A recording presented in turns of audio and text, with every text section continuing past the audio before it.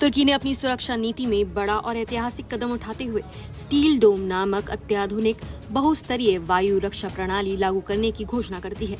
राष्ट्रपति Recep Tayyab Erdogan के नेतृत्व वाली सरकार ने साफ कर दिया है कि अब तुर्की की हवाई सीमाएं लोहे की ढाल से घिरी रहेंगी।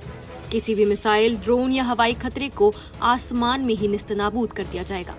ये कदम हाल ही में ईरान और इजराइल के बीच हुए 12 दिवसीय संघर्ष के कारण पश्चिम एशिया की स्थिरता को मिली चुनौती के मद्देनजर उठाया गया है। स्टील डोम प्रणाली केवल वायु क्षेत्र तक सीमित नहीं रहेगी, बल्कि इसमें नौसेना, थल सेना और ड्रोन आधारित क्षमताओं को भी शामिल किया जाएगा।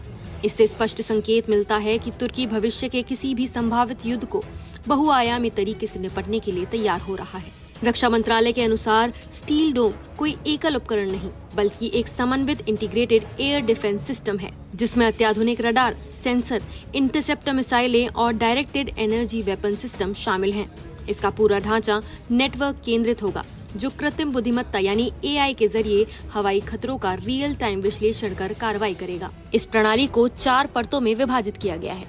पहला, बहुत कम दूरी की रक्षा, ड्रोन और छोटे रॉकेटों के विरुद्ध सुरक्षा। दूसरा, कम दूरी की रक्षा, आर्टिलरी शेल और क्रूज मिसाइल। तीसरा, मध्यम दूरी की रक्षा, यानी युद्धक विमानों और बड़े ड्रोन। और चौथा, लंबी दूरी की रक्षा, जिसमें शामिल हैं बैलिस्टिक मिसाइल और सैटेलाइट गाइडेड हमले। स्टील डोम को खास तौर पर उन खतरों से निपटने के लिए डिजाइन किया गया है जो हाल के वर्षों में युद्ध के स्वरूप को बदल चुके हैं, जैसे कि कामिकाजे ड्रोन, हाइपरसोनिक मिसाइल और क्रॉस बॉर्डर लॉन्चिंग प्लेटफॉर्म। तुर्की की रक्षा कंपनियों रॉकेटसान, असेलसान और ट्यूसास ने इस प्रणाली को विकसित करने में अहम भूमिका निभाई है।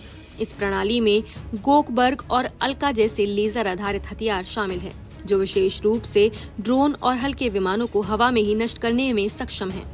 आपको बता दें कि तुर्की नाटो की दूसरी सबसे बड़ी सेना रखता है और अब वो नाटो के कुल रक्षा खर्च में 2% की बाध्यता से आगे निकल चुका है। अमेरिकी राष्ट्रपति डोनाल्ड ट्रंप द्वारा नाटो देशों पर रक्षा खर्च बढ़ाने के लिए डाले गए दबाव के बाद तुर्की ने रक्षा बजट में उल्लेखनीय वृद्धि की है। ये कदम उसी रणनीतिक सोच का परिणाम है। वर्तमान क्षेत्रीय हालात को देखते हुए तुर्की का ये कदम महज सैन्य नहीं, बल्कि भू राजनीतिक दृष्टि से भी महत्वपूर्ण है।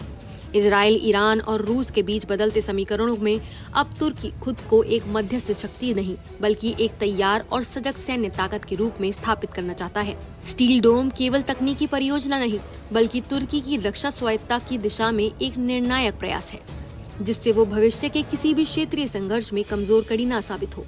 ये कदम एर्दोगन सरकार के उस दृष्टिकोण को दर्शाता है जिसमें वो केवल प्रतिक्रियात्मक नहीं, बल्कि पूर्व सक्रिय यानी प्रोएक्टिव रक्षा नीति को अपनाना चाहती है। इस नीति के माध्यम से तुर्की भविष्य में अपनी भौगोलिक स्थिति का लाभ लेकर पश्चिम एशिया में एक निर्णायक भूमिका निभा सकता है। इस पूरे मामले में आपकी क्या राय है, हमें कमेंट्स में बताएं। नमस्कार, मैं हूं मानक गुप्ता। अगर आपको हमारा ये वीडियो पसंद आया हो तो इसे लाइक और शेयर जरूर करें, और हाँ, हमें सब्सक्राइब और फॉलो करना ना भूलें, ताकि आप देश और दुनिया की कोई खबर मिस ना करें। तो जुड़े रहिए हमारे साथ और देखते रहिए न्यूज़ 24।